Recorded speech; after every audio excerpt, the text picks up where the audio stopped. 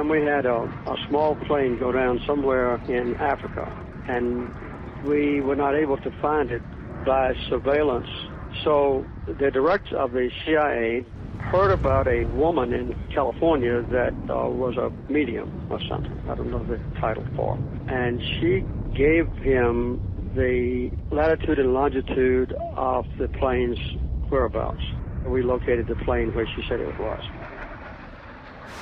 And that's the only time that I have ever experienced something that was inexplicable while I was present.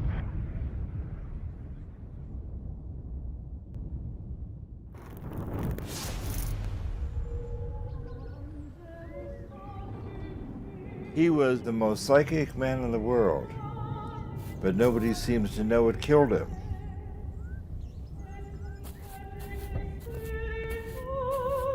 It began with Russell Targ. The physicist in the beret there appeared at my door with a box of documents.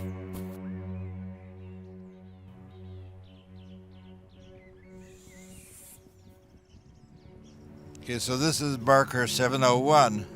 This is where the caretaker told me I should start. And I'm going to see what this is. This is marker 700.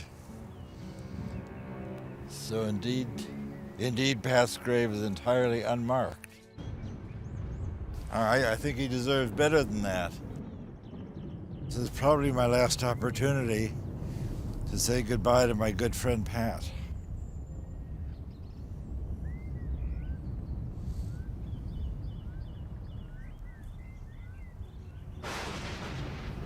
Pat Price often said, the more attention you place on hiding something, the more it shines like a beacon in psychic space.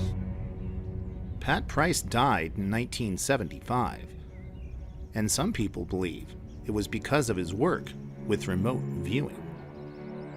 Psychic spies, Cold War whimsy, or secret weapon. Some people may have certain psychic powers. This may reassure you, it may alarm you, but in fact, for some years now, the U.S. intelligence community has wagered a modest amount of money on the possibility that such powers do exist. Such powers do exist. But the most enduring experiments have been in the field of remote viewing. We got into it when we discovered that they were in it. We found that many individuals are able to accurately describe what's going on in distant locations, blocked from any kind of ordinary perception. Are you saying that the work you've been doing is classified? I really can't talk about matters of classification, as you can imagine. My name is Russell Targ, and I'm a physicist.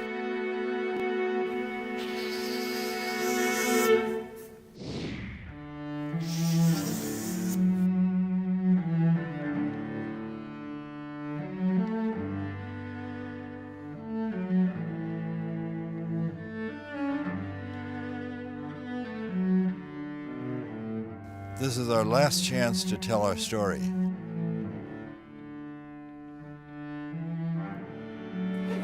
I haven't been on a road trip like this for many years. They always assume that people are immortal.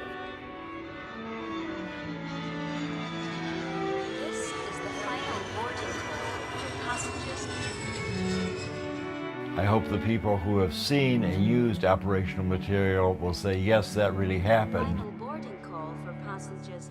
A huge trove of material was declassified by the CIA. So this is really the first time that the people who were cognizant of secret material can talk about it.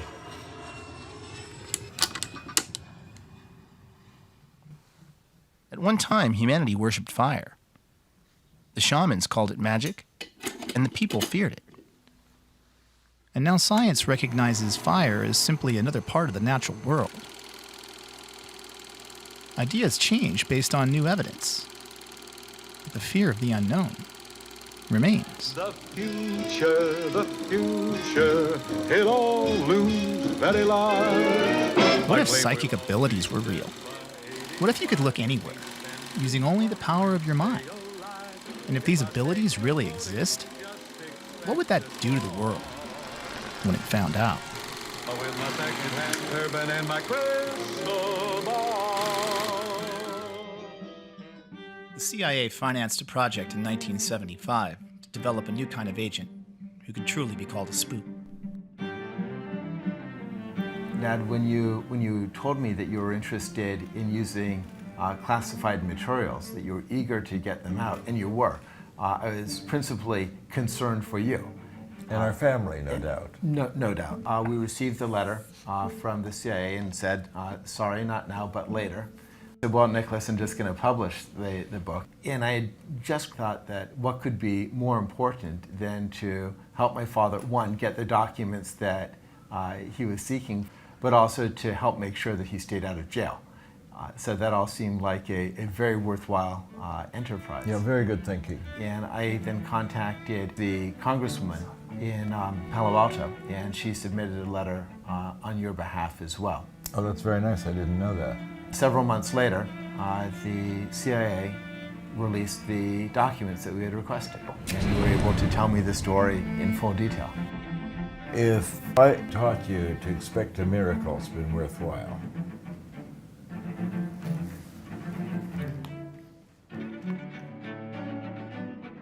With the floodgates now open, an additional 70,000 documents on remote viewing were declassified.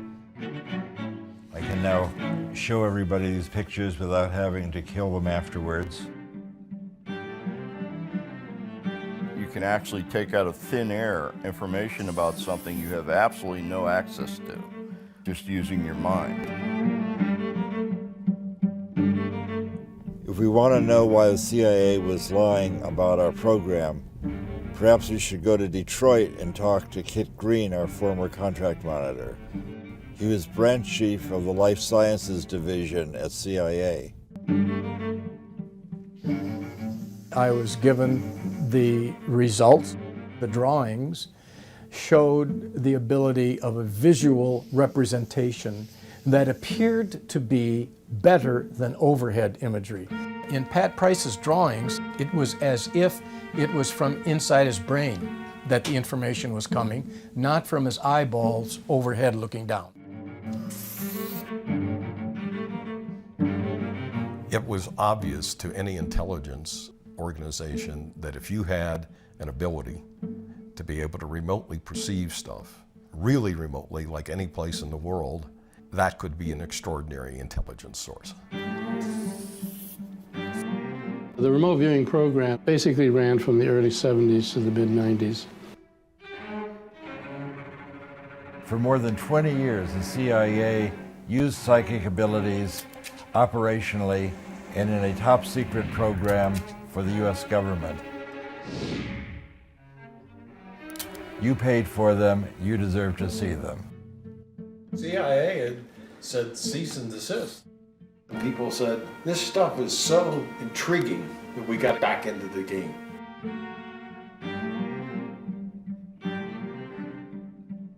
We once found a guy that could see anywhere in the world through his psychic powers. We could show him a picture of any place and he could describe any activity going on there. But he died, and we haven't heard from him since. CIA Director Stansfield Turner, Chicago Tribune, August 1977. Because I believe when he died, he was out in Las Vegas or something, and Kit Green rushed out there. Even though he died unattended in a hotel room, you don't need to make it a medical examiner case, although that's not correct. And he was taken to the emergency room, which I visited. Speaking now as a criminologist, I would have investigated the hell out of it.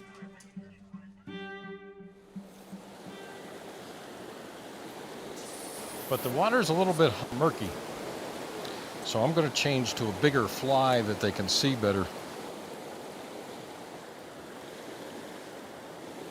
Oh, there we go. We got one. So what do you do with it after you catch it? Catch and release only. The cutthroats are now pretty endangered, so you can't keep them. Where The red is, it's like his throat's been cut. Yeah.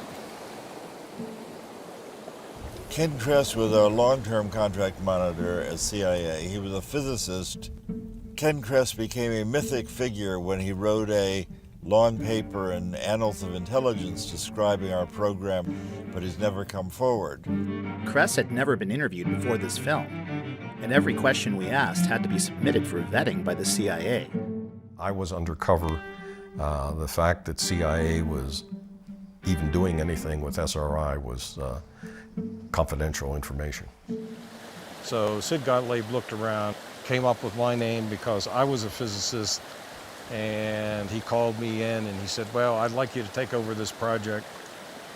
And he said, the reason is there's two physicists at SRI, and I think you three can probably communicate.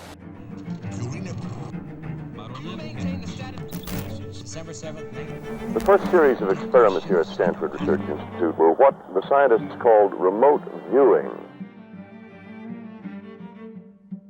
For example, here is a reenactment of one of the first experiments last year. The subject was a New York artist named Ingo Swann. He was in the room. The experimenters, Drs. Harold Putoff and Russell Targ, were driving away in a car. Their destination was in a sealed envelope. This day it was Palo Alto City Hall. The subject did not know. But back in the room, the subject began sketching and describing where he imagined they might be. Here was the tape recording that he made then. There must be buildings around, and this would be sort of an area enclosed of some sort, a quadrangle or a quad. And then I sort of felt that there might be a fountain around, but I didn't hear any water in it. There is a fountain. That day, it was turned off. Back in the room, the subject sketched a pattern he thought was crosswalks coming together in a circle. In fact, the courtyard is paved in this pattern. The courtyard where they were is 2 miles from the room where the subject was. There had been no communication between them. Somehow or another, Kik Green and Ingo got together, but Kik came up with a report, and he sent this back, circulating through CIA, and eventually got to Sid Gottlieb. Gottlieb was already predisposed to look at psychic phenomena from 10 years ago. As the CIA's sorcerer, Gottlieb attempted to raise assassination to an art form. Out of his labs had come many debilitating potions. We knew who Sid Gottlieb was, the director of the famous MK-Ultra program. This is by 1974. MK-Ultra was the CIA's notorious mind control program in the 1950s and 60s, where they were giving LSD to people to see if you could create a Manchurian candidate and strip away their memories. We considered him sort of the Joseph Mengele of the American side. Mengele, of course, was the notorious Nazi physician who did biological experiments on Jewish prisoners. Gottlieb was not doing that. Gottlieb, of course, is Jewish. He's just torturing other people, independent of race or religion. He's sort of equal opportunity misanthrope. From my point of view, he reminded me of my old Uncle Sid. When he died, he was out in Las Vegas or something.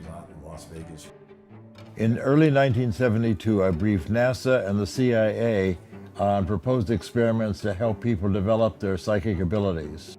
Well, Helen and I thought it would be very interesting to meet with Sid Gottlieb. He was enthusiastic about the idea of giving remote viewers LSD as a way of enhancing their psychic abilities. I was opposed to that. Remote viewing requires the person's conscious cooperation, and we explained that to Gottlieb, and he seemed to completely understand. So he led us down into the basement of the Pentagon, and it seemed to us that he was sort of stored in the basement with all of his books. The only really comfortable place we'd ever been in the CIA. The idea, after talking to Gottlieb, that the decision to give us money to go forward probably had already been made. Reports that the Soviets were using psychics to spy on us prompted us to do the same to them. There was intelligence, hard intelligence. I mean, intelligence that was like really, really good internal program intelligence about what the Soviets were doing in medicine and psychology, that stated that they believed that United States military, United States intelligence officers, and United States scientists would be ripe for recruitment as spies if they were interested in crazy things like psychic research, remote viewing, and parapsychology. And they would tell their government people that were responsible for doing recruiting and so forth, hey, if you want to find somebody in the Washington, D.C. area that might be pretty interesting, find somebody that spends their time doing psychic research. They must have been following Russ around constantly then. It's natural for a visually handicapped person like me to be interested in optics, magic, and extrasensory perception. I'm a legally blind motorcycle riding physicist. In 1934, I was born in Chicago. I was a child magician. I used to perform magic tricks at birthday parties and art openings. As a magician, I understand how people can be tricked. That's always made me a better researcher, especially in a field like ESP. I left graduate school at Columbia in 1956, and in 1958, I began working on the earliest development of the laser. And I was looking for a way to get into some kind of psychical research and still support my family. Russell was enthusiastic, and Hal was more like what you would expect a theoretician to be. But they both came across as, physicists. I heard that there was going to be a lecture at Stanford University, and there was a young physicist, Hal Puthoff, giving a lecture on psychic discoveries behind the Iron Curtain, American and Russian ESP. And I then went back and talked to my new friend Hal Puthoff and said, I think I got some dough. Let's talk to your management about creating a program. And he said, that would be very nice. You just have to promise that you'll keep a low profile. So that was in June of 1972. And this led to the beginning of our program at SRI to investigate psychic abilities. I look forward to coming to work. Every day had a new miracle. I feel like the child magician finally got a job doing magic. As we were doing these experiments, we began to run into flack from the psychologists at SRI. They said, you've got that crazy ESP experiments going on. That's going to ruin our reputation. We're going to lose our funding. Get rid of those guys. Hal had worked for several years in naval intelligence in Washington, and that may have made him a little more secretive indeed. Yep. I had access to one of the most shielded experiments on the planet. It was a shielded magnetometer that measures weak magnetic fields. Against his better judgment, Hal snuck his very first subject into a forbidden lab at Stanford. The man claimed to be the greatest psychic in the world, and his name was Ingo Swann. Swann claimed that he could move the needle of an unswayable magnetometer, buried under 30 feet of concrete, with a classified design used to sniff out nuclear explosions. It even had superconducting shielding. Its claim to fame was that nothing from the outside could affect it. Not only could Ingo perfectly sketch the design, but the needle moved, and nearly got them kicked out of Stanford for breaking the experiment. And that got the attention of the CIA. I asked the CIA agents, why are you looking me up? He says, well, we couldn't care less about the fact that he perturbed that magnetometer, but the fact that he could look through superconducting shielding and see what was inside, that is really of concern. In a way, I can understand other people's response to our work. If someone had come up and told me 4 years ago the kinds of things I'm now telling people, I think I would have been skeptical also. Well, when I first met Ingo, of course, he was coming out with this claim of, quote, being a psychic, and at that time, before I started seeing results, I was very skeptical, and he was very confident. The psychic is a kind of remote sensing device, and that I think has a contribution to make to both science and humanity. To understand Ingo, I think you have to see a creative, highly intelligent, deeply wounded man who found in remote viewing a pathway to the acclaim that he sought. We might do an experiment that looked like a really good outcome, and he would say, no, this is not so good, and he would come up with some loophole. And so he would say, look, if we take credit for an experiment and then someone can come along later and find some loophole or some false positive, then they'll reject it, and then even when we do good experiments, they'll reject it. He told me a story. He was a homosexual, which doesn't matter, I mean, who cares, but it mattered to him because he told me a story which I've never forgotten of being beaten up by a bunch of boys who he liked and admired when he was a youth. And I think he wanted to be acknowledged. I've often recovered many of the thoughts about existence I had as a child.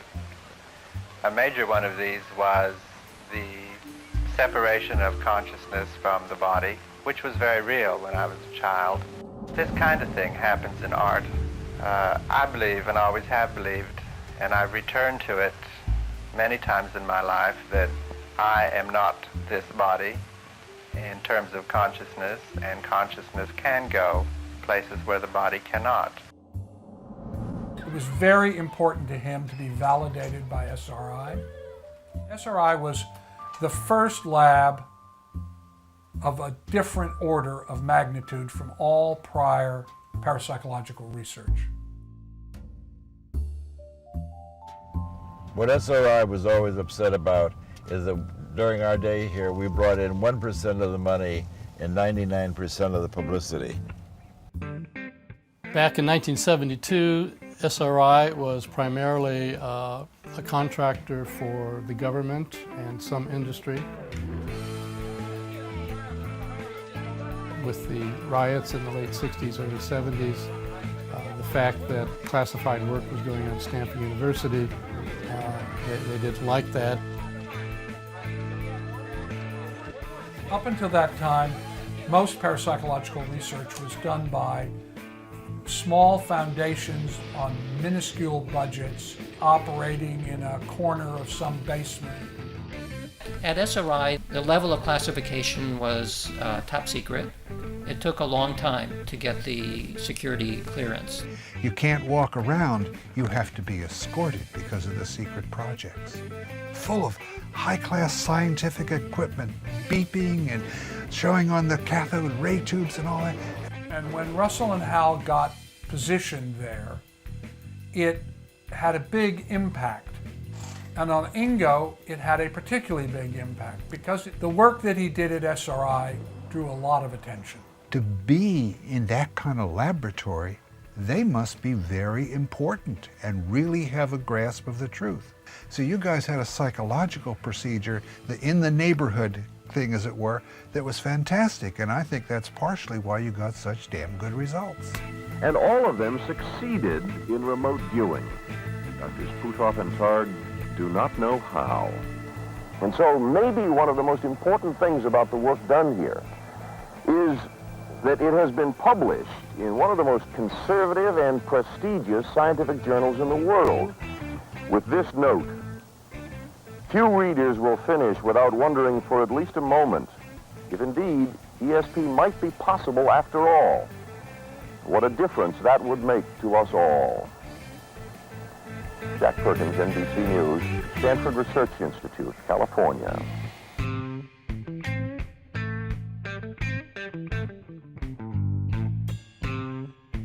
Ingo is really the father of remote viewing in the modern era. Before Ingo, people were describing the picture in the envelope. Square. Good guess, but wrong. He said, if I want to see what's in the envelope, I'll open the envelope. I can focus my attention anywhere on the planet, give me something interesting to look at. And he threatened to quit. And so we asked him, well, you know, what do you mean? What would you like to do? And he says, just send somebody out in the San Francisco Bay Area and I'll describe where they are.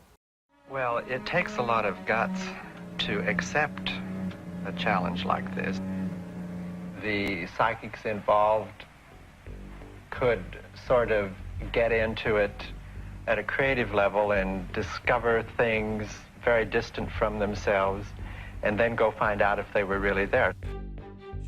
Well, we had, by now, 30 analysts, not scientists, in CIA, and maybe 6 or 7 scientists in CIA talking about these initial dozen or so results of these anecdotal situations. We began by speaking of some kind of almost a psychic arms race here. Is there any real application to this? At that time, there were rumors, certainly, that the government was doing something, but nobody actually knew what was going on.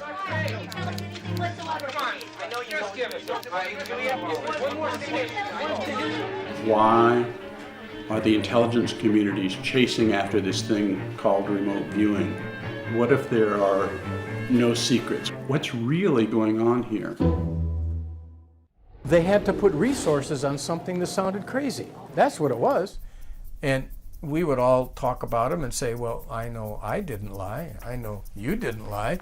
And we'd get polygraphed once in a while, and it became clear we weren't lying. That wasn't the issue. What's going on?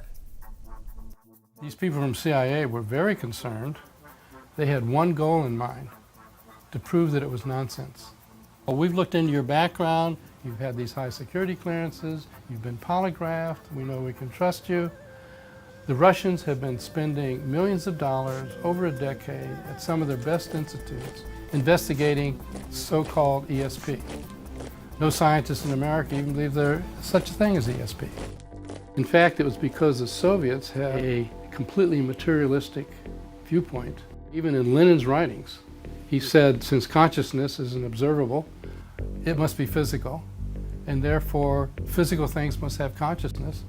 And so he thought even atoms had some level of consciousness. And then the question becomes, how close does it have to be for you to see it? Can you see it in this room, in the next room? How about, can you see it on the other side of town? The question began to start formulate about distance. Maybe, like everything else that we know physically, it's quantum mechanical. That means it's spread out everywhere. It's not in space-time anymore. So that's exactly the same way that I can focus on my name being spoke. There's something about attention that I can use in order to narrow in and pay attention to something. So if I want to pay attention to what's happening on Pluto 1 million years ago, I should be able to do that. That's kind of what the remote viewers do.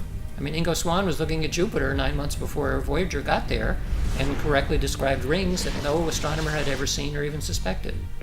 So how did he do that? Well, it suggests that the rings of Jupiter was in his head already. This becomes a very materialistic way of thinking about what's going on, but who cares? I mean, I'm interested in what the truth is. We don't know how to evaluate this. We don't know if it's a threat or what. Well, I would say the difference between the American scientific community and the Soviet is that at the highest levels in the Soviet scientific community, psychic research is taken seriously, and there's no doubt about it. And you claim in this country it is not? I would say in this country it's not, because people are worried about the so-called giggle potential. Our normal socialization, being a psychologist now, is that stuff like ESP is nonsense, it can't happen. So if somebody tells you to do it, they're asking something stupid. And they banged a telephone book size thing down on the table. Paraphysics R&D, Warsaw Pact, from the Defense Intelligence Agency. When I thumbed through that and saw all the work that was going on. So the CIA was tracking all of these people. Yeah, in this case it was DIA. Here is the report that I finally wrote that summarized everything we could find at that time. And it was called Key Intelligence Question number 9. I labeled it paraphysics, because I had to find a word that allowed us at the Foreign Technology Division to sense that there is a legitimate physics connection here. So let's just randomly, like a government support for parapsychics research Paraphysics. Paraphysics. Returning with stories of official government support for such research. In fact, such support seems unquestioned by anyone. All of the Soviet centers, of course, are government funded. 1971. That's right. So especially over there, since everything was government funded, you had to take it more seriously. In principle, this document forms more policy than anything else that goes on in the intelligence community. Why should the intelligence community be interested in it? To access information, in a generic sense. You can use it for communications, like to remote places, submarines, and that came up later. I thought they'd laugh me out of the room. So what was their reaction when you Positive. said that? It was positive. You got a positive reaction? Yes. They said, hey, this is good stuff, follow it. When he wrote his first report, Dale Graff had no idea what he was getting defense intelligence into. Despite a series of remote viewing experiments that beat the odds at over 1 million to 1, the CIA was still skeptical. The Army, CIA, DIA, they all had remote viewing programs eventually, but it all began with the NSA break-in. The real operational work began not with the bang of bullets and bombs, but with a whisper. I'm sorry, actually I misdirected you. You were on the right. No, we should be up there. About 2 psychics and 2 laser physicists that broke into the most secret NSA site that ever existed. It was a whisper that would eventually be heard around the world. The CIA had a new secret weapon. There was a hiatus, and then Sugar Grove came along. And somebody says this cockamamie thing, well, now what we're doing is we're doing remote viewing by coordinates. And I say, what? It was codenamed Scanate. The Scanate program was started by Ingo Swann, and in that program, where we were using coordinate remote viewing, a viewer described what was located at any geographical coordinate of latitude and longitude, and would then describe what's there. And they tell me what this is. And I say something like, well, you're going to have to prove that to me. And the door opened at the end of the hallway, and a guy walks out. Could you give me some coordinates, just map coordinates of a place that you know? He says, this will do it. He says, I'm positive you don't know anything about what's there. I said, perfect. I took them. And then Kit gave Hal those coordinates that nobody knew about. From Ingo's standpoint, he said this is really a sexy target. It's got all kinds of antennas. Seems like a very hush-hush place, very military, and he drew how things were laid out. The results came back so specific on paper that I was just like, I was kind of nonplussed. It included a diagram, guardhouse, accordion doors that roll up big enough to put a Jeep through, 4 stories below, hallway, cipher lock, and I took it to my colleague Dave, who had given me the coordinates, and I said, here. He said, man, Green, this is nonsense. I said, are you really sure? And he said, man, I gave you the coordinates of the log cabin I just built in West Virginia. So I called up my colleagues and I gave them the results, and I'm sick of it. And just before I hung up, the fellow I was talking to, who I can't name, but whose initials were Russ Targ, said, that's really too bad. It's really too bad. Really too bad. The other guy found the same thing.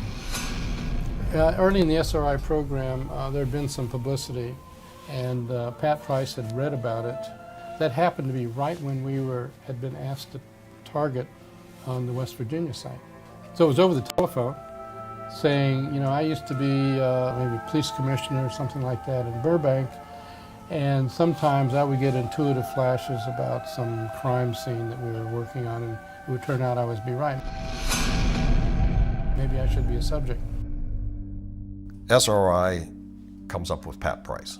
He had a map on the over his desk, and he had a bunch of pins on the map of the world, and their pins were all stuck in the ocean. And I asked him, I said, Pat, what are all those, pins? They're just scattered all around. He said, oh, I'm following all the nuclear submarines in the world, and I move the pins around and I relocate them. For an intelligence officer, I mean, this would be one of the most fundamental breakthroughs in naval intelligence if you could follow all the submarines in the world. Pat Price was brought in independently to describe the same target location and went on to read documents hidden in the vault 3 floors below the surface. So that's really interesting. Okay, yeah, okay, talk. What did you say? And I drove to the coordinates, and I found the cabin. And 100 meters down the road, I found a dirt road from the cabin. And I drove down it, found a guardhouse, found a dish, found the accordion door. This naval installation's purpose is to perform communications research and development for the U.S. Navy, the Department of Defense, and various elements of the U.S. government. I reported that. It got to the Office of Research and Development, it got to the Office of OTS, and there was, a huge controversy. And it started as very small ball. But what the person who picked the target didn't realize was just right over the ridge, a mile or so away, whatever it was this super secret facility for picking up Russian satellite information as it went overhead. And so both of them said, maybe that's what they want us to describe. In the 1960s, Sugar Grove became one of the NSA's most important Cold War listening facilities. And then the whole thing blew up. But remember, it was about what was inside that building. File folders with the following names. I remember that they were all associated with a pool game, like playing pool or billiards.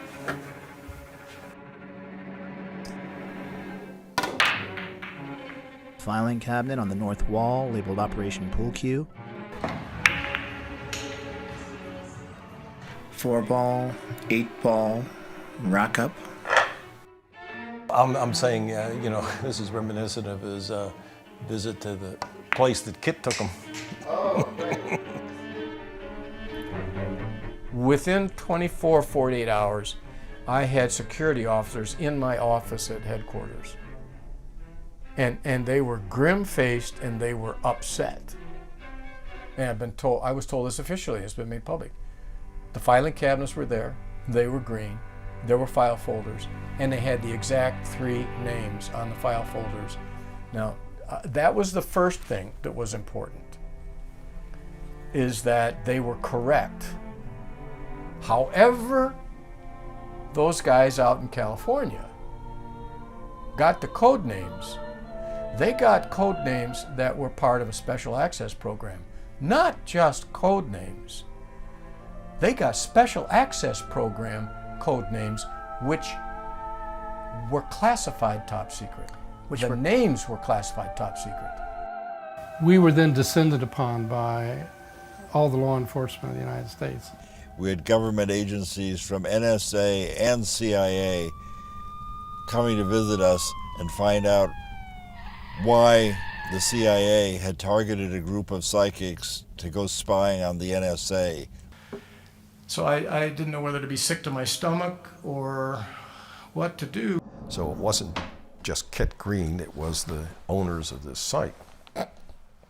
And some of it, like some of the names that I told you, turned out to be accurate. And so, the first concern, a security leak. Somebody has let this information out. If I was director of intelligence or even the president, and I was briefed on what you just told me about those code words, I would think that this was either a propaganda thing, or I would think that there's a guy who could probably look inside a nuclear missile silo and give me the launch codes. And that guy is really important, and potentially dangerous. It's either a hoax, or it's real. I know. Now, if you're asking me where I sit, it's in the latter. You know, what really is going on here? Do we have a counterintelligence issue where people can do this sort of stuff against us? And of course, the other side of it is, hey, can we do it against somebody else? How would it be if we spent half of our time on operational targets for the CIA and half of our time doing research? And he said, I understand what you want to do, that would be fair. Everybody knew that there had to be some foundational science or this stuff would never be accepted. Stanford Research Institute has been conducting an experimental program in the field of psychoenergetic effect. I had Hal and Russ bring Uri Geller to me, who was supposedly one of the psychokinetic people who could take and bend spoons and do other magic kind of things with materials. And we had an experiment set up. 15 drawings were placed in double-sealed envelopes in a safe for which none of the experimenters had the combination. This is Geller's representation of what he believed was sealed in the envelope. This is the most off-target of the drawings that he did. As you can see, he is quite elated about getting the right answer. Hey, this is real. Don't you try to debunk this, because it is scientifically proven. And I can tell you the agency did a little background check on Uri and found that he might be working for some other government, shall we say. And so he was just dropped. There were security concerns. The worry was that there was national security information that could be gathered. What he said was that he mushed his head into a safe, and these words popped into his mind. When a CIA analyst reads this and says, what? Does that mean if I have a document on my desk that I consider highly sensitive and classified, that there could be some Russian psychic 1,000 miles away reproducing what I'm looking at? Suddenly the lights came on, and we had CIA money and fresh support for our research. Our CIA handlers warned us to be wary of bugs, phone taps, and even honeypots. Bring these personal problems to me. We could see anywhere, and they had unlimited resources to back up our claims. We even had a degree of fame among those in the know. It was like a dream come true.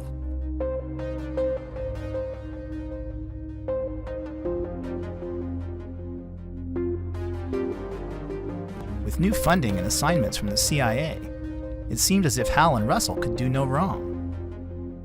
What kind of place do you experience them at? Attorney General from somewhere in Northern California came to us and said, would you help us with this case? She's been kidnapped. The heiress had been kidnapped from her Berkeley apartment. As we walked in, the police were very excited, and they said, we have a lot of questions we want to ask you. And Price said, let me show you how we do this. Let me see a mug book. And he put his finger on Donald DeVries and said, that's the ringleader. The Berkeley police said, we know who he is. He walked away from a minimum security prison a year ago. And he said, you know, this is not your regular kidnapping for money. This is some kind of political thing. And then she's photographed in robbing banks alongside with an AK-47 or something like that with the other crooks. I get this image of crosshairs, looking at crosshairs. Well, getting closer, it's more like an intersection. He told us where the car that they had kidnapped her in had been left. Across the freeway are two large white gas storage tanks. And one of the detectives said, well, I know where that is. And so the policemen went out and they actually found the car where he said. And we went to a shack they thought might be a hideout. I had the experience of the detective handing me his sidearm and said, you know how to fire a pistol? And I said, I happen to own an automatic. Yes, I do. So he didn't realize that he handing Mr. Magoo an automatic so that I could cover his back. And some walking sticks. This was the assignment outside my job description. Continental flavor. We were basically detectives on the case, on the street, boots on the ground, so to speak. Problem was that the Berkeley police did not cooperate with the Alameda Sheriff's Department, the county sheriff, and neither of them were cooperating with the FBI. It was only after the entire thing was resolved we found out that that indeed was the area where she was being kept, and the layout in the apartment was as he described, and in fact she was being kept in the closet. And we got a formal commendation from the Berkeley Police Department. Unfortunately, a lot of people got killed in the meantime. They attracted not only fans in law enforcement. The CIA had gotten hold of Soviet documents in which our names were in there as targets to be tracked and to be turned if possible. That's as I said, well, then we have to take this whole thing very seriously. And I began to feel frightened. This felt like a penetrating into a dangerous area. When he died, he was out in Las Vegas. Medical circumstances would admit to a coronary and would admit to what he said he was suffering from, which was poisoning. Particularly, he said, a food poisoning. Later on, somebody said, well, you know, the KGB did him in. And I said, oh yeah, I've heard these rumors. You know, I have no reason to believe that. This appears to have been a state-sponsored assassination attempt. Statement of the Prime Minister. But now, 8 days on, Theresa May came to the Commons.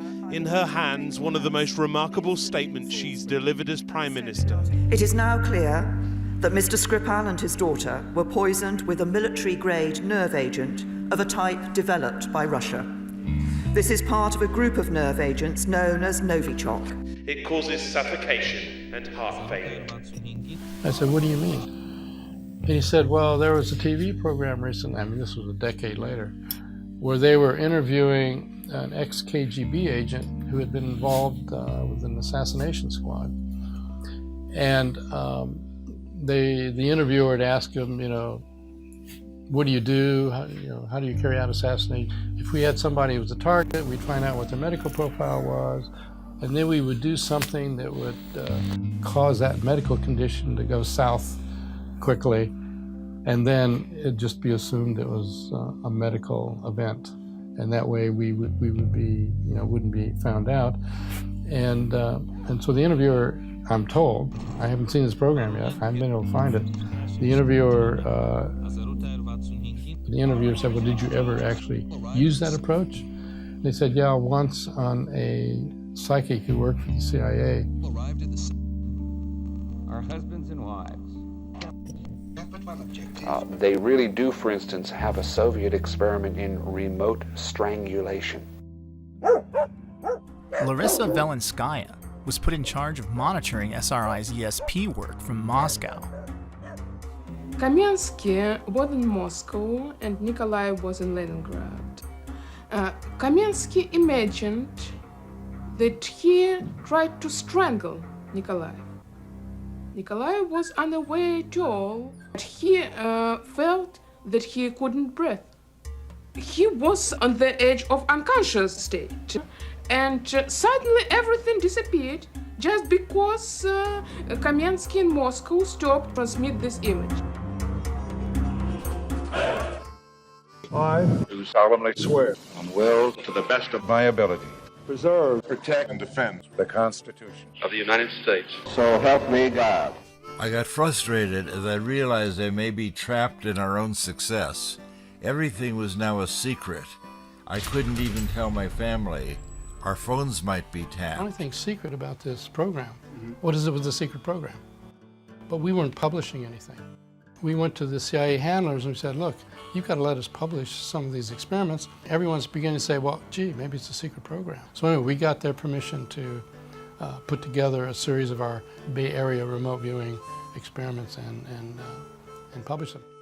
They wouldn't let us publish the hot stuff, and they didn't care about the bigger implications of our work. Maybe I had made a deal with the devil. I said, have them go back and get some more. Well, the obvious thing was to do something on the operational side. So I started searching around for a project that would have some impact. It was a research facility. That was all that we were going to tell them. So this was our very first #1 Soviet site. Pat Price was the remote viewer in this case. The CIA people came and just gave us coordinates and said, you know, look here. And so he leans back in his chair, puts his glasses on, and I'm looking at him and I'm saying to myself, why does he put his glasses? He said, I put my glasses on because I can see better remotely when I have my glasses on. And I'm sitting there thinking, yeah, okay. We sat down with our coffee and I said, here's the target, Pat. What do you see? Next morning, they came back with a sketch. And we showed him the picture. So I go over and I say, well, I've got this science fiction fantasy crane. Well, we looked at that and, you know, were quite frankly astounded at the similarities. And he unrolled a big picture of an R&D facility, and right in the middle of this facility was a photograph of a giant gantry crane. So the sketch on the left is what Price produced, and this one is the one that is derived from the from the sketch from the photographic image. He said, oh, this was a huge crane. He said, I saw somebody walk by and the guy only came up to the axle or something on the wheels, or up to the top of the wheels. Pat, what do you see about underground? He said one of the big things they're doing here is making these 60-foot spheres out of steel. They're actually 58 feet. What I was told was the analysts of Semipalatinsk did not know about the gores. They finally rolled out a 60-foot diameter steel sphere that's part of a containment vessel for a particle beam weapon to shoot down American surveillance satellites. Exactly what Price described.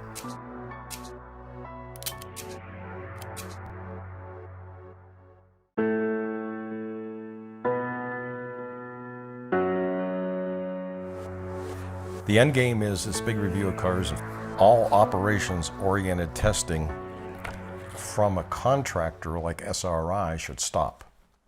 So in other words, CIA's decision was because of security concerns, they were going to cut out SRI and work with Pat directly.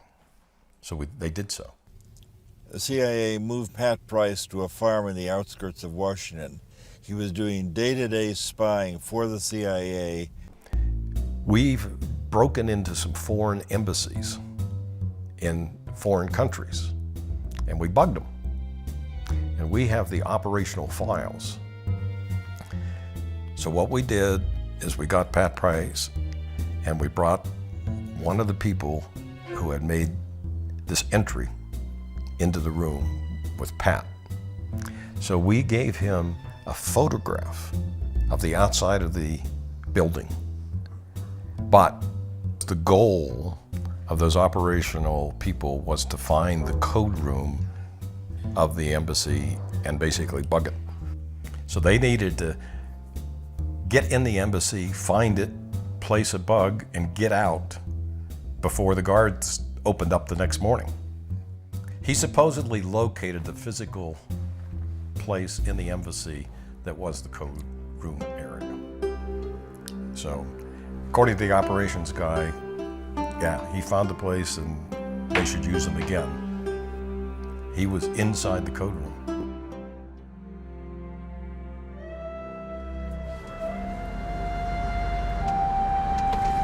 Sonic core, chemistry, and that's it. So he's a wizard of sonic chord. Hello, just dropping off Russell. Thank you. Uri Geller knows a lot about code rooms. Uri says he spent a long time working for Mossad, so perhaps he knows what happened to Pat Price as well. If you can tell me, what was the meeting about? What were you doing in the secret room in the Capitol. Okay, they actually. They must have been briefing somebody. Yes, actually there were 10. There are probably 2 or 3 shielded rooms, different levels, but it's actually in the Capitol dome, the shielded room. It is a room where no eavesdropping can take place, because the walls are leaded, etc. All kinds of materials. Even the plugs are different, and it can also be a wine cellar. So while doing secret work, that's fine. You can drink wine and get drunk. Okay. Well, I wanted to shielded room with a perfect conversation. Yes. I want to talk to you about the death of Pat Price. And Pat comes in with his description of an underwater sabotage training facility several kilometers away from the seacoast. And this information was passed on to the Libyan desk. They saw a facility, basically, where he said that they hadn't seen before. And a few days later, Pat Price died. This was the end of Pat Price. CIA hired Price away from us, and 4 months after joining the CIA, Price was dead. And the big question is, was he killed or was it a natural death? Like in the movies, you want to know, did he jump or was he pushed? What do you think? The emergency department people said that there was an individual that came in with him with a briefcase that showed the attending physician in the emergency room his recent EKGs from Greenbrier, which was the facility that I knew that we'd taken him to get his cardiological workup some months ago, and basically said, look, here's the guy had rampant serious coronary artery disease. He had a heart attack, so even though he died unattended in a hotel room, they decided, they meaning the hospital and the police, to not make it a medical examiner case. So they didn't do an autopsy, although that's not correct.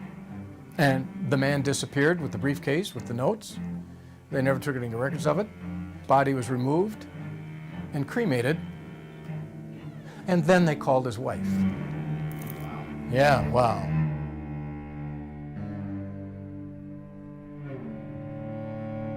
Price was known to have a heart condition, and he may have had a heart attack. That's it. Next. The Russians may have killed him. And the third. My opinion Yes. is the CIA discovered quickly they had a terrible problem. After Price's death, it emerged that his church may have been attempting to blackmail the IRS using classified documents. There's a file cabinet that's got a folder full of this stuff in it. This church had a problem with the government. He would go back to his church officials and immediately give them a debriefing of everything that he said and everything that I said. Here, the guy who was walking on water was a traitor. I do not think he was a spy for his church. You know, I was shocked and devastated because I had no idea about this. If he walks into the president's office and reads a nuclear code, if it turns out that Superman is a double agent, what do? If he didn't understand and misinterpreted what it was that he could tell his confessor in his church, I forgive him that. That's not Pat's fault.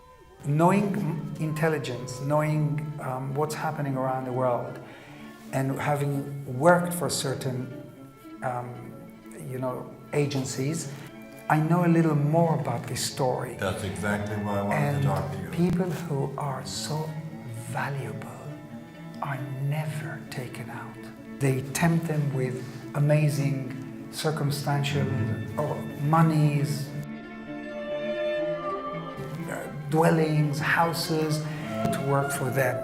They will never. This is like killing the goose that lays golden eggs.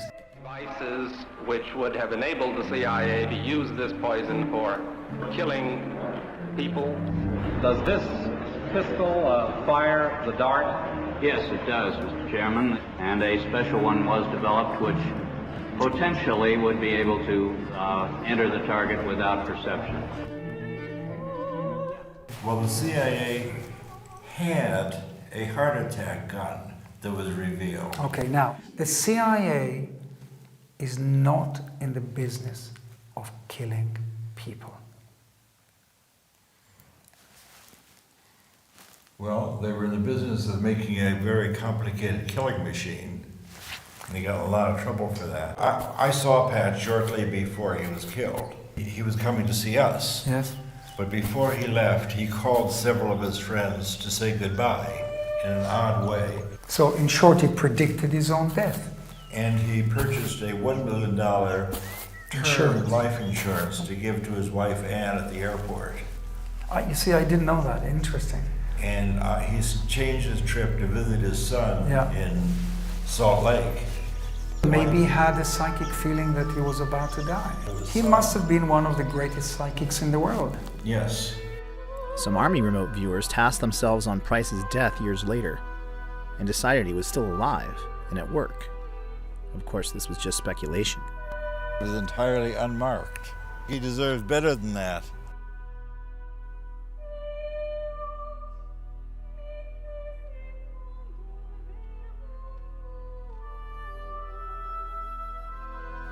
Shortly after that, Hal and I were called back to Washington for an investigation. What the CIA had hoped to squash by eliminating SRI's contract would only grow after an Aviation Week article released after Pat's death perfectly matched his description of the gores of Semipalatinsk, something no one else in U.S. intelligence knew. This shook the halls of power and set into motion new fears about Russian psychic spies. The question is, why? What was happening in July, August of last year? The House Committee on Intelligence Oversight decided there must be a security leak that gave the California psychics information that no one in the rest of the intelligence community had. Well, actually, I was excited about the opportunity to brief them because by this point in our career, the more people at high levels who knew about what we were doing, the more support there was to make sure that the program went forward. Unfortunately, you will learn today that these efforts by Russia to discredit the U.S. and weaken the West are not new. All I can say is that if the results were faked, our security system doesn't work. What these persons saw was confirmed by aerial photography. There's no way they could have been faked. There are 4 senators out there fighting to keep it going. What's next? Are we looking at a new Iron Curtain descending across Eastern Europe? And we were supported for another decade.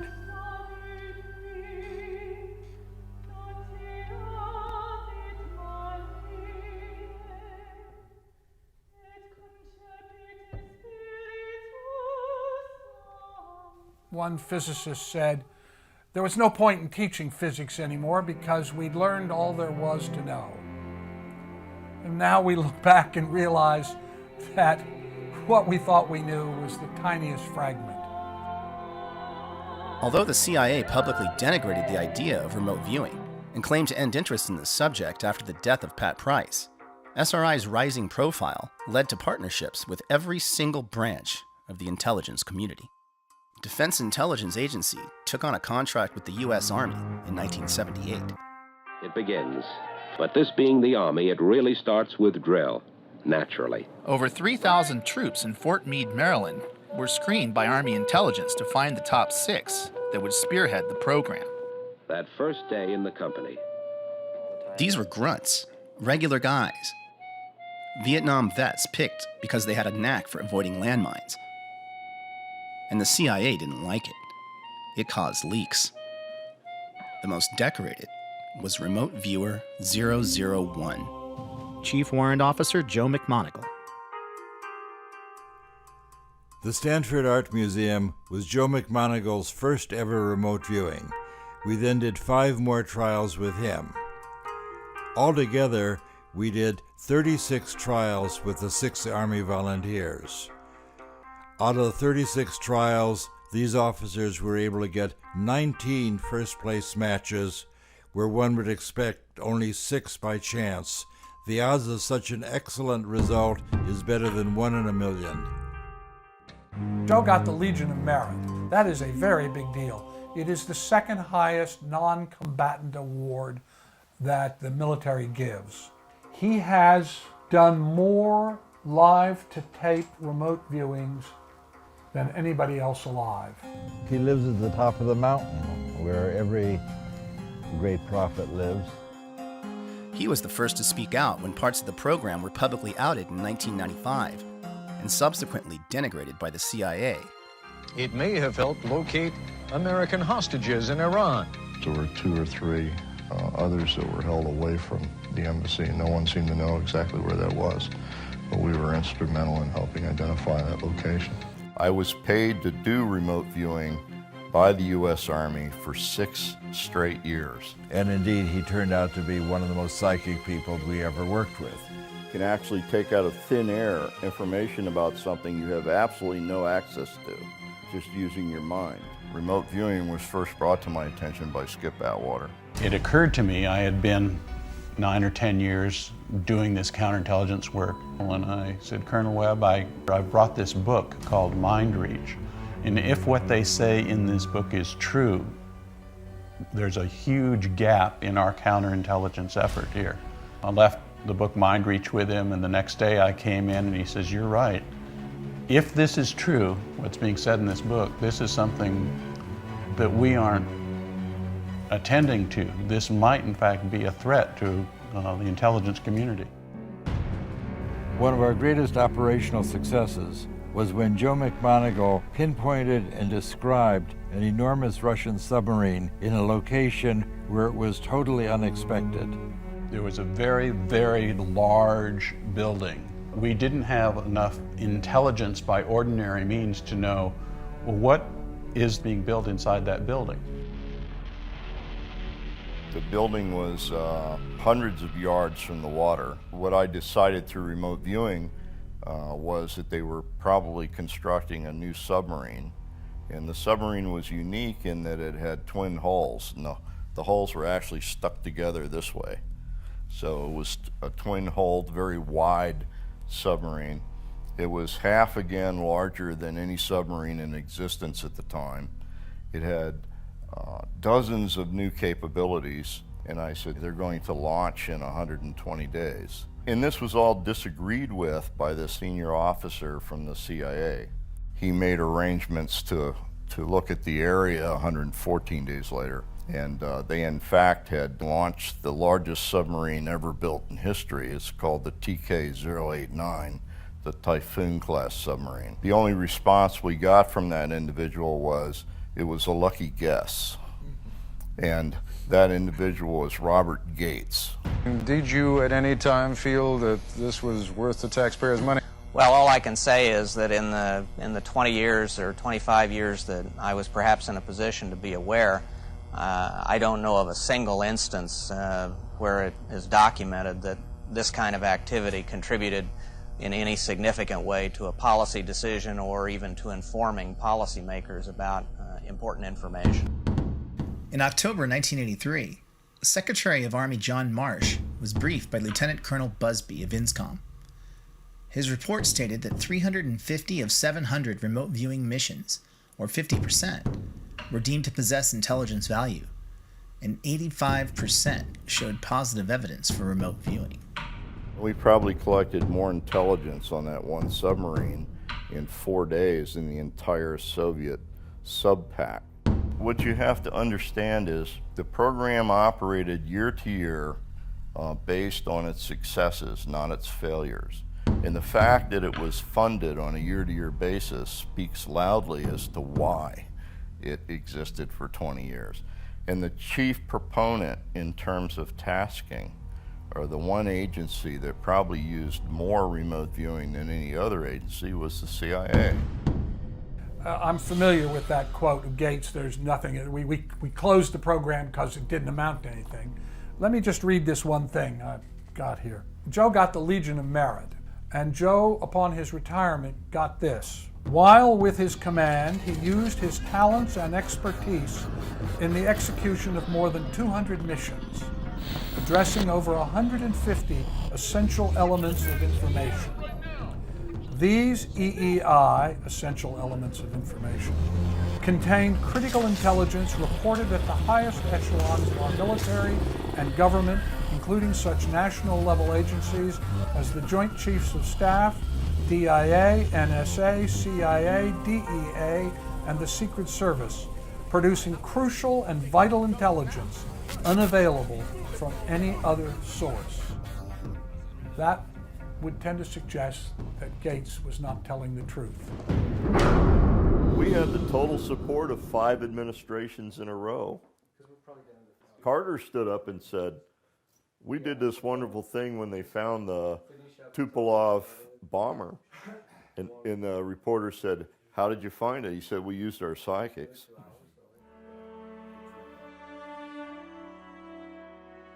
We're on our way to see President Carter and talk with him about our mission to find a downed Russian bomber in Zaire. We helped him pull the Soviet bomber out of the jungle before the Soviets could find it. Let's see if he'll acknowledge that, as he did in his recent autobiography. One time we had a small plane go down somewhere in Africa, and we needed very much to find out where that plane had crashed. And we were not able to find it by surveillance. So the director of the CIA heard about a woman in California that was a medium or something. I don't know the title for. And she gave him the latitude and longitude of the plane's whereabouts. We located the plane where she said it was. Now, that's the only time that I have ever experienced something that was inexplicable while I was present. One evening I'm called into the office. I was working late. I said, we understand that you have some people that can find things. I said, yeah, I have the SRI contract. There are people on staff there. So they said, well, this is really a top secret, burn before reading kind of project. Here's a picture of an airplane that's missing, and how can we get into Africa and get to the airplane before the Soviets get there? It was a defector. He just took the airplane south until he thought it ran out of fuel, and he punched out, and the airplane kept going. But it still had fuel. Now, that's why they couldn't find it. It wasn't there. I said, well, that's because you're looking in the wrong place. Look over here. Because by this time, an entire intelligence community was involved. She drew this. So I took the sketch. This is a sketch. And I handed it to the search team. And so I'm looking at this huge map. And it's 200 miles this way, 200 miles down. So she looks at that map and goes up to the map and says, well, over here, here's where it is. The X, where the pin went into the map. And they sent a helicopter out to investigate the area. And shortly after they landed, a native comes out of the jungle carrying a piece of metal. And it turned out it was from the airplane that crashed and was within about a mile of where it was, where the actual site was. All the information was in the field before the airplane was found. And the CIA did a special check on that to make sure, and so did NSA, to make sure that my story did hold water. The information was there before we knew where it was. The woman who drew the sketch, referenced by Dale and President Carter, was an Air Force officer. She and an SRI remote viewer, also crucial to the case's success, have never come forward. The research out of SRI showed that remote viewing had no predictable scientific limits or even theories to explain it. As the team racked up success after success, higher and higher up the chain of command, the question was asked, how can any of this even be possible? I said, well, we've done this remote viewing experiment, and the results are very significant. He said, one of those guys is blind and the other one's crazy. Now, the perfect team for examining psychic abilities. That's what I thought. Oh boy. There's of course no way to deal with people who don't want to know. A storm starts brewing, and we get a new director of Office of Research Development. He could not accept the reality of paranormal activity. He said he knew that this was not real. And a guy in the back of the room jumped up and said, I know what this is. Somebody's taking notes to see which of us are gullible. Well, whoever's taking notes, I want you to know, I'm not buying any of this. And he marched out. A week later, I came back and I said, did you evaluate it? Can you tell me what you thought about it? And he said, no, I didn't evaluate it. And he said, I'm not going to. And I said, what? We're fundamentalists. There may be something to it, but it may be demonic. We don't have anything to do with this. You are working with people who are in league with the devil, and you're part of the Antichrist movement. And I picked up the data and walked out. And deniers who think there is no consciousness beyond our skulls are a powerful force in American society, are anti-science because they do not respect or accept facts. They are people whose worldview is based on faith of a very particular kind and belief in dogma.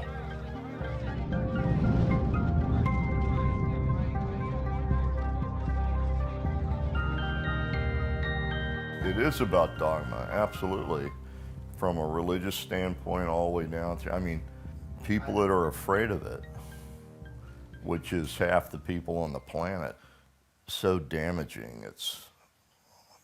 I had a senior senator in camera, in a meeting in camera, stand up and say, "You, sir, are doing the work of the devil, and you will burn in the fires of hell," and walk out.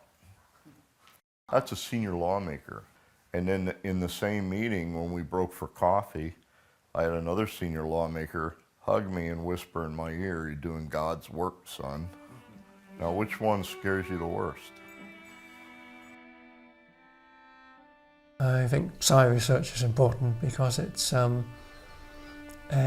essential part of reality which science hasn't yet taken note of. Furthermore, there's a lot of misconception around people just assuming without any proof that there's no such thing. It's just a piece of dogma, and science should not be about dogma. How many people say they've witnessed things that do not fit within a materialistic paradigm, and then they're told you're deluded because your experience doesn't conform to our dogma? This is so fundamentally anti-scientific, it's utterly appalling. So once again, this troubled me because I love science and I respect this tremendous evolution of science for the last 400 years. But when people speaking with the authority of science say, for example, that all experiences can only be functions of the brain, and if you have any experiences that cannot be explained within a materialistic paradigm, you're deluded, then this is dehumanizing, arrogant, pompous, and closed-minded, and those terms should never come in the same paragraph of defining and explaining science. When the evidence just gets to be overwhelming and the groundswell here is growing, I would say before too long, if you still insist that the mind is nothing more than an emergent property of the brain, it will be widely recognized you're just ignorant. And the key point about physics is always evolving. Our knowledge of physics is always expanding, and phenomena which people reject as impossible today may not be rejected as impossible tomorrow, because tomorrow we'll have a more extensive theory of physics. Enter this next wonderful reality and the most controversial of the people. And it shocked me that they found anything to object to. This is a hardcore scientist. Well, I'm very happy to be here. My name is Russell Targ. I'm a physicist, and it's my great pleasure to tell you about the remarkable work we did at Stanford Research Institute investigating psychic ability.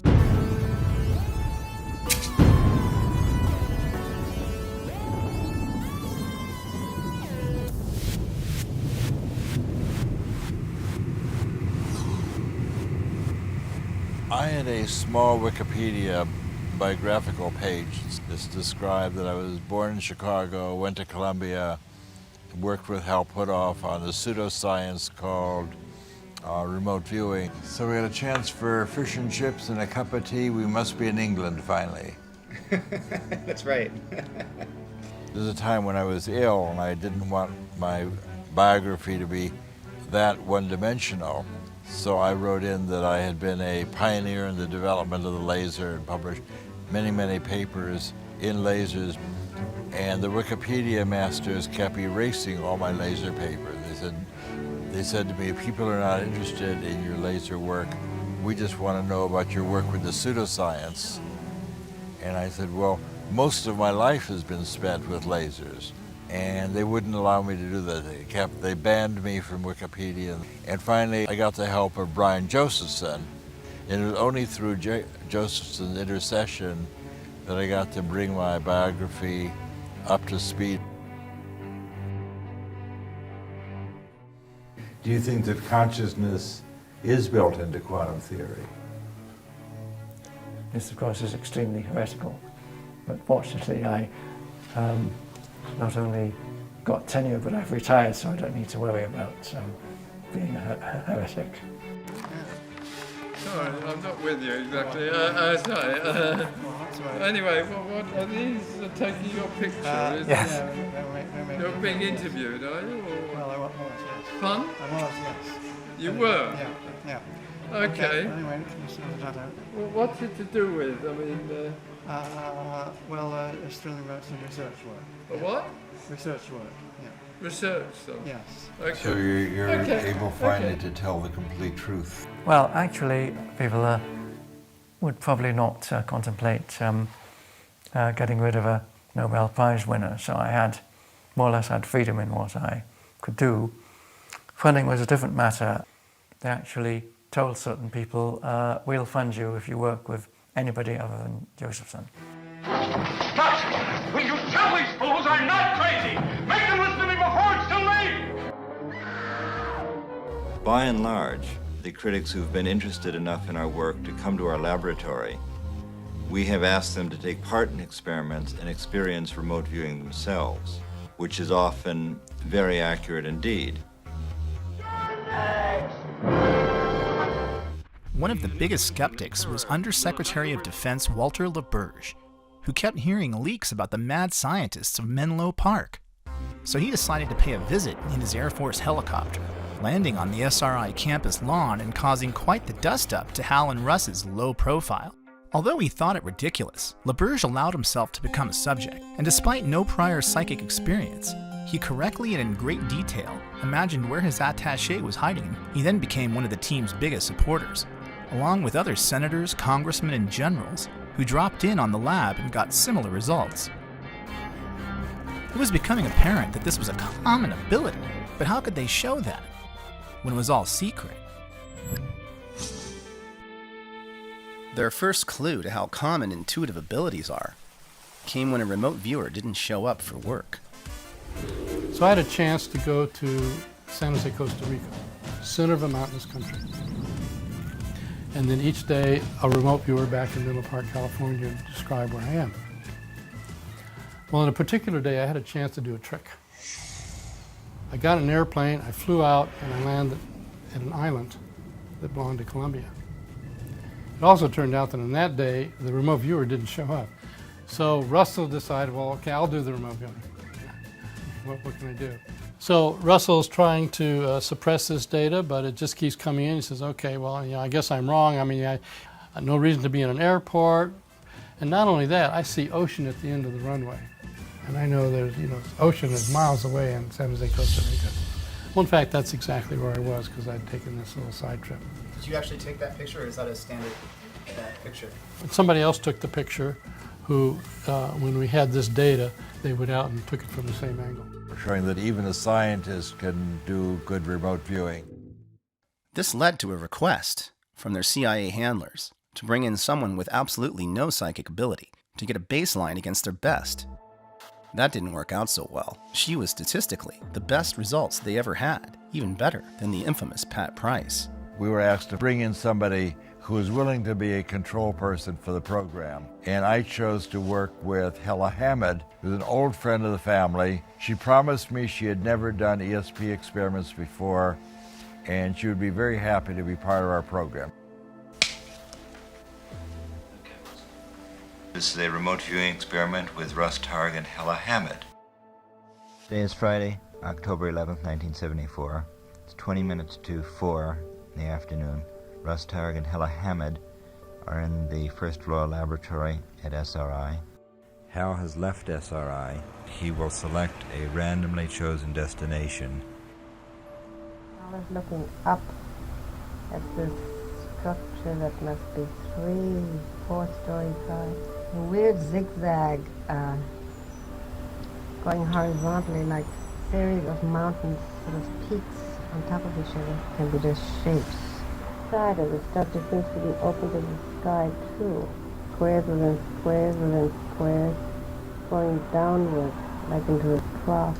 It's definitely some kind of a conduit. This is just where Hal Puthoff was standing at the time of Hella Hamed's very first remote viewing. Perhaps the most dangerous secret of all, the one that Russell Targ has worked his whole life to release, is that anybody can be psychic. And we have a target now that requires a drawing or description. So I'd like you to quiet your mind and make a little sketch of the surprising images that show up in your awareness. You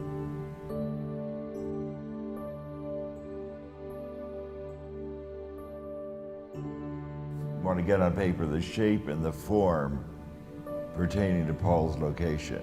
You have Paul and Cynthia in a bright green dress, located at some interesting place.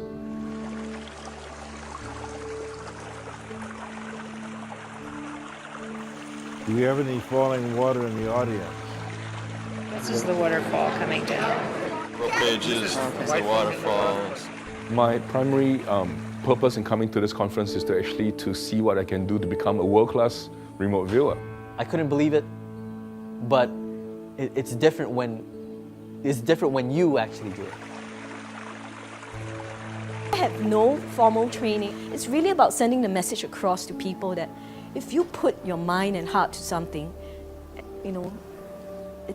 everything is possible. The world is your oyster. When a whole room of people are able to do that, it's not just me, it's not just my imagination, it's all of us. It's the science part of it. Everybody really wants hardcore data.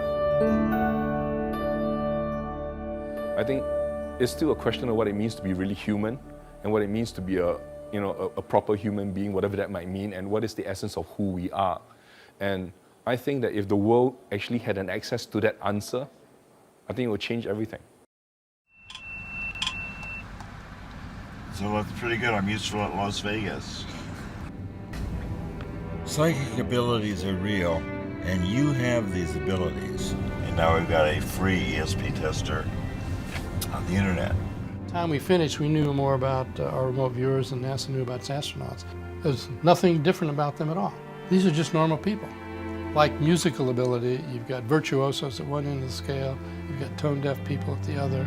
It's just in our culture, no one values, quote, ESP functioning. It's just being human is basically what it's all about. Could it be that psychic ability is much more common than we think?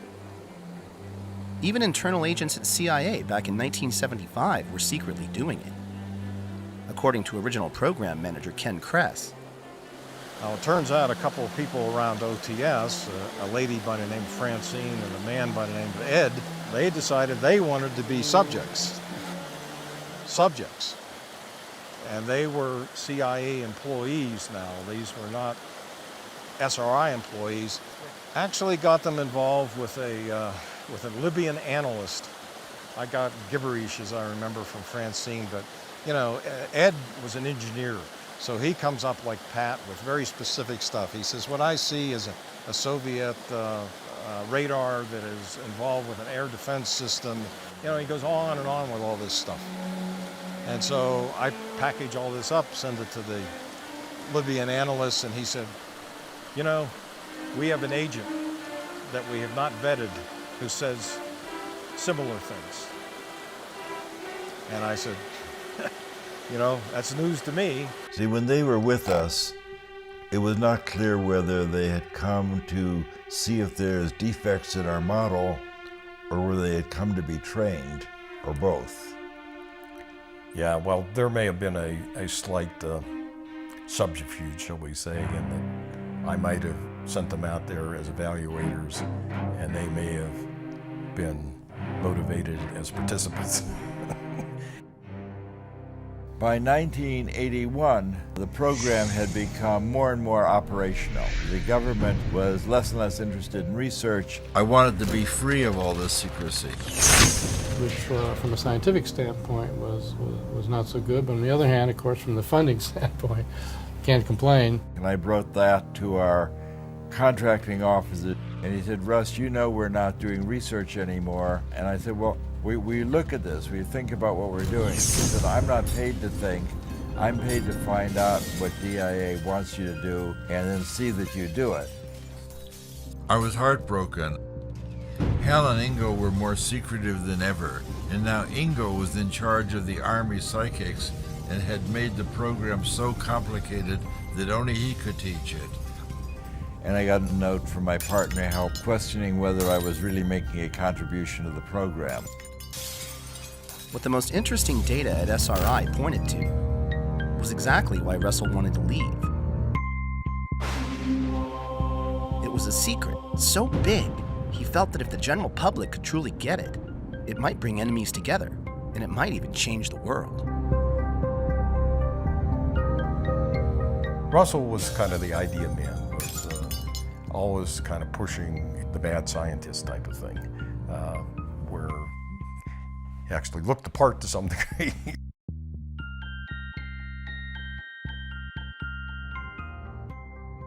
When I decided to leave, this was in 1985, we had dozens of psychics and lots of laboratories and people out there as consultants and so on. And I ended up spending all my time not doing research, but handling personnel issues and funding issues and writing grants and proposals. I'd get up in the morning and say, well, you know, actually I could be getting back to research. Mr. Gorbachev, tear down this wall. I say no more secrets. SRI's intelligence work with psychics would go on for another decade, mostly unnoticed, until one of their greatest covert triumphs became their most infamous leak. Remember Jimmy Carter's telling of finding the downed Russian bomber in the Congo? In 1995, President Carter recounted that during a talk to Emory University, accidentally outing our top secret program to CNN. Students submitted questions on numerous topics, both serious and lighthearted, and as always, President Carter answered them all. The release of that information contributed to the end of the remote viewing program at SRI.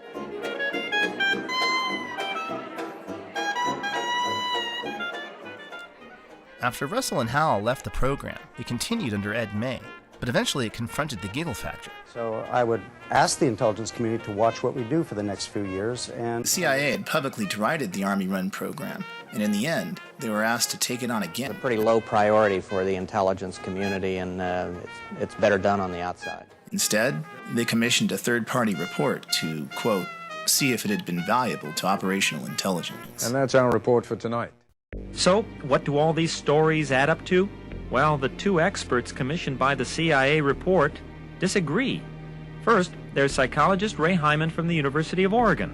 My considered judgment, if someone pushed me hard right now, I have to say the odds are 99 to 1 that there's nothing to remote viewing. I think remote viewing has been demonstrated over the 20 years of work that's been sponsored by the government. Ed May was very upset at the way the AIR report was done. He was very upset that they did not look at the operational remote viewing and that they did not allow us to talk to the operational remote viewers. I think he was quite disappointed that they narrowed the focus so much so that really it might have been a predetermined conclusion that they wanted to kill the program. I think that anybody who says we haven't proven it yet hasn't really looked at the data. I think, frankly, people don't want to look at the data. They have their worldviews. They don't want those worldviews rocked. I think anybody who looks at it with a real open mind would be convinced. I became 100% certain that it was real acquisition of information. I became 100% certain that it had potentially real intelligence significance. And I became 100% certain that it never would. Why? What I thought were the issues that would make this a useful tool were both ignored, denied, and in addition later dropped, which is screening of subjects, to find the superstars. You're tested carefully to find your special talents. For your own satisfaction. Using the tools that I thought we had identified, which were politically not correct then to use, and which are politically impossible to use today. There you go. Well, you're here. Really arrived. You can loosen up a bit now. You would have a latent ability that maybe a lot of humans have, that you'd be able to tease out of some people with some sort of training program or something, and you'd end up with what ended up.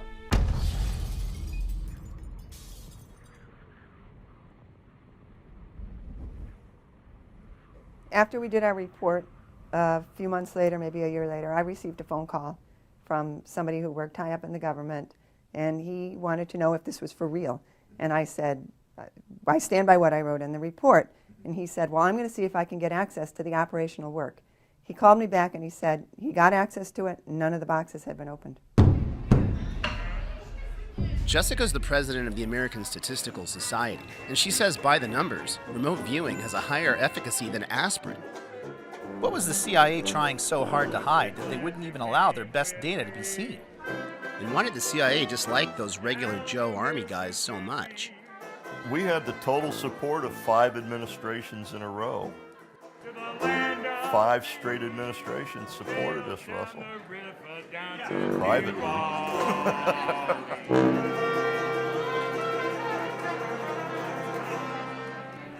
So the very illuminating trip. You never know who your friends are. Since I was told by the DCI the project is over, that was it. It was over. Ken was removed as CIA program manager shortly before Pat Price's death, and he assumes that CIA involvement ended with Price. No, I heard that they were discussing the Stargate program out of channel. In other words, if you're talking about a classified program in an unclassified area, it looks like a security violation. We need to investigate this further. Now what? The gamble was, ignore it, it'll go away. The suggestion to me was that, okay, let people just wonder about it. But if you start complaining about it, it will affirm that we do have a program. They didn't really want to go that route. Russell's first interview with one of the most spectacular spies from his SRI days was a no-show. Later, the agent called to say they were still doing it, and were afraid to talk about it. Beyond the giggle factor, what was the big deal? What does all of this mean? Could we be missing the big picture here? And no, that's not right. I told you before, two people that I trust, that are, one of whom's in the position to know, says that the program's still going on. Really? Just how useful is remote viewing? How far would Russell go to tell the world what had become painfully obvious to him? This was something that Russell was inspired to consider after witnessing Ingo predict that Chinese A-bomb test 3 days in advance, and similar work by Stephen Schwartz, and it involved precognition, or seeing the future. The final straw was when he received a package in the mail from the ghost of an old friend regarding some water towers that had haunted him for years. I get the impression of a water treatment plant. It looks like water storage tanks. There's a service road down here. In Pat Price's first series of experiments, he got the shape and dimensions of his swimming pool target within 12 inches. But he also called it a water treatment plant, even drawing water towers, which missed the whole point of the target. Years after Pat Price's death, I received a historical picture book. It was a gift from the city manager of Palo Alto. That when I opened the picture book to Rinconada Park 75 years ago, it had been a water purification plant, and the 2 water tanks that Price had indicated indeed were right where he put them, and they would undoubtedly have been the tallest thing in the city of Palo Alto 75 years ago. With Pat's reminder of timeless awareness in hand, I hatched a plan to ditch the spy business and try and wake up the world. At 9, 7 minute 9. This is the Commodities Exchange in New York City, circa 1983. It was right here Russell Targ's new company, Delphi, decided to tell the world that they were psychic. We've been predicting silver prices 2 to 4 days in advance. Our investors made profits in the middle six figures. Something I couldn't do while I was a psychic spy. Predicting the volatile market 9 times in a row even landed them on the cover of the Wall Street Journal. Being right 9 times out of 9. Again, being right in anything in life 9 times out of 9 is unheard of. But some of the more spectacular and successful trades were actually on the short side, or they were making a prediction in anticipation of the market coming down, so going against the trend. But there's still elements that are not understood, so it does not always work. So I wouldn't put my life savings behind a remote viewing of the future. Investor demands and the weight of their own success led to the second round not doing as well. Money dried up, and the skeptics pounced. Russell would have to go even farther to prove his point about ESP. A lot farther.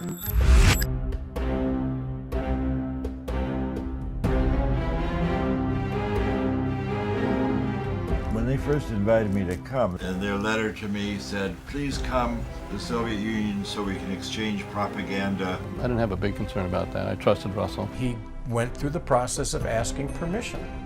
I assumed that. Actually quite confident of that, because had he not done so, he would be in jail. No, I did not ask any permission to go to Russia. I just went. Of course, they can't reveal secret information, and I declared my independence and left. They said, is there anything you'd like to see as long as we're here? And I said, oh yes, I would like to have a peek at Brezhnev's office. I would just like to see where he sits. We were once targeted to describe Premier Brezhnev's office in the Kremlin with Hella Hamid. Who was the control person initially. That's right. And indeed, it's just as she described it, this odd red leather door held in place by upholstery tack, the huge desk on the right, window on the left, and a door in the wall behind the desk. If we did not go downstairs into the computer room. When we were talking to the Soviet Academy of Sciences, for example, a physicist got up and said, it seems that if a experienced viewer can focus his or her attention anywhere on the planet, then it's not possible to hide anything anymore. Isn't that true? And the Russians in the audience were quite shocked with that. I could hear the teacups rattling.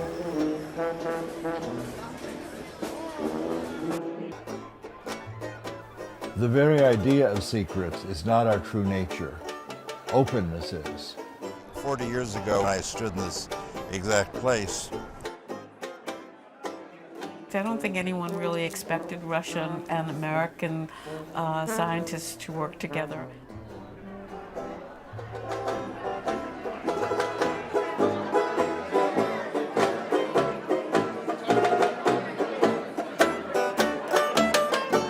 In 1987, and I started teaching remote viewing in Russia, and no one in Russia knew about this on that moment. Yuri is one of the Russian psychologists that Russell met during his travels. And now, he's come out of the cold and brought some friends. And I decided to go to United States of America to take training from Russell Targ for the first. It was first for Russell Targ. Little did I know when I left SRI that the Russians would become capitalists. Nowadays, Russians are invading. Having watched the end of the Soviet Union as a cadet at West Point and then fast forwarding to today, I'm a little bit lost. Now, Russian people are very enthusiastic about remote viewing. Да, в России я преподаю дистанционное видение, и у меня компания, мы делаем прогнозы и предсказания на спортивные события. На сегодняшний день точность предсказаний в районе 75-80%. В России за эту точность очень хорошо платят.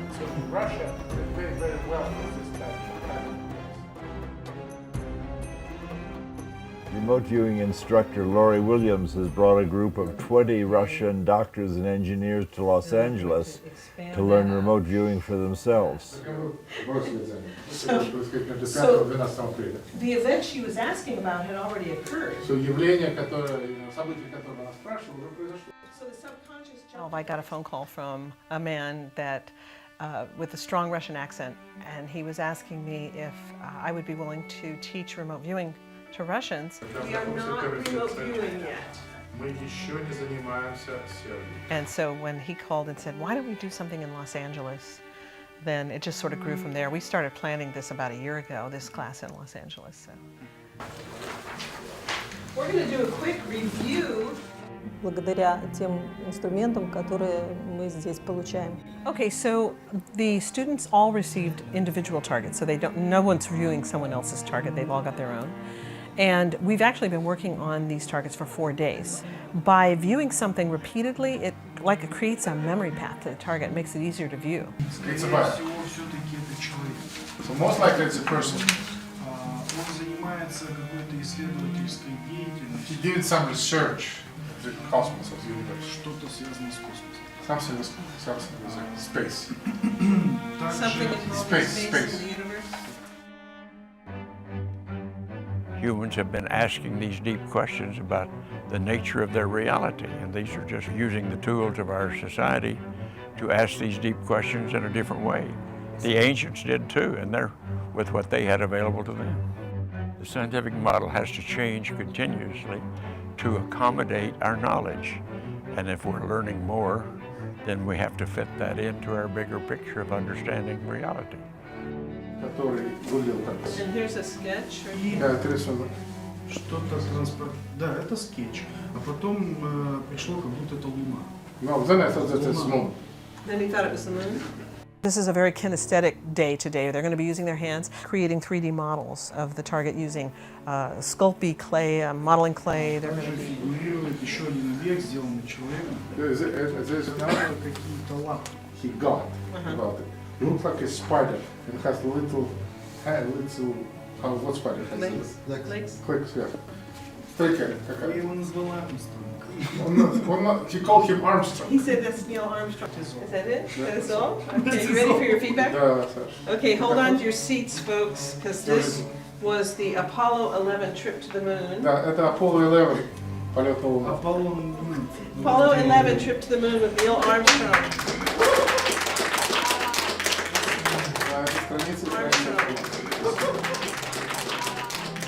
Now that's truly what we refer to as a holy shit moment.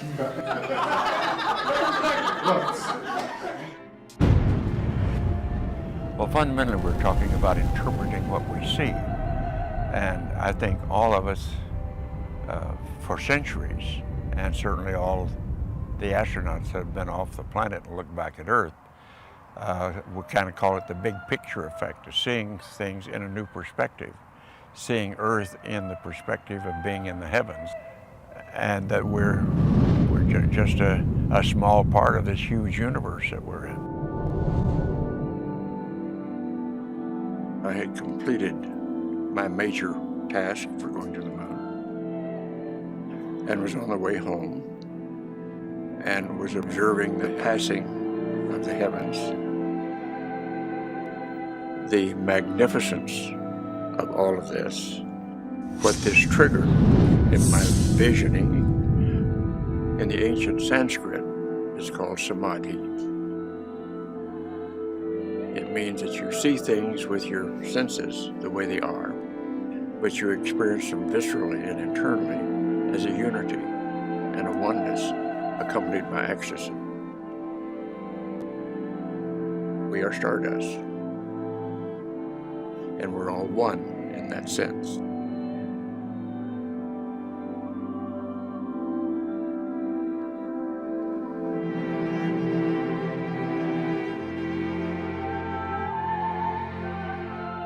In other words, instead of just serving self, what it tends to help you do is to realize you're a part of a larger reality and to serve that larger reality in a proper way.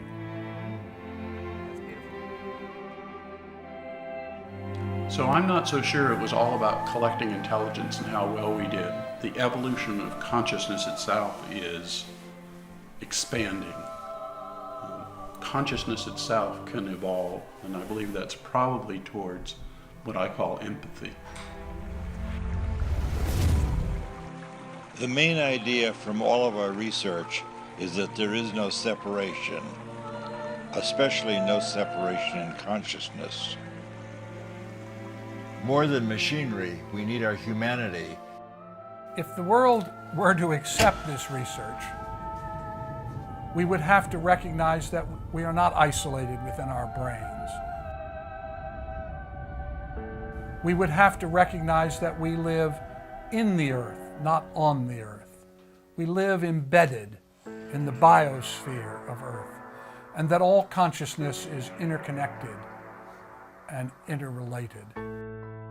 And that's why we can transmit the power of love, the power of healing. Maybe it's very subliminal, but it definitely exists. I came across this and said, you know, there's a lot of people who think you're nuts, but you know, hang on, and maybe you're not. We should always be open to our imagination, because once in a while, some of the imaginations will come true. So I think it's time to close up and move on.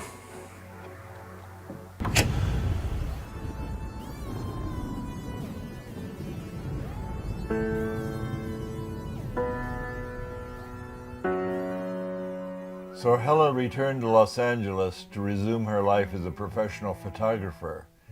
She died of cancer in 1992. But not before she uncovered the lost temple of Alexandria, Egypt, with Stephen Schwartz and the Egyptian government. They placed the first stake within 12 inches of where it had been buried for thousands of years, and put the skeptics to rest, at least for that day. She was given no information beyond the general hilltop location. Things are going to change because science is changing. Ingo took the closure of the Army program hard and went into seclusion. We reconnected in later years and had a chance to talk about old times. I'm going to talk about the future because I think that we're far too much trapped in the past.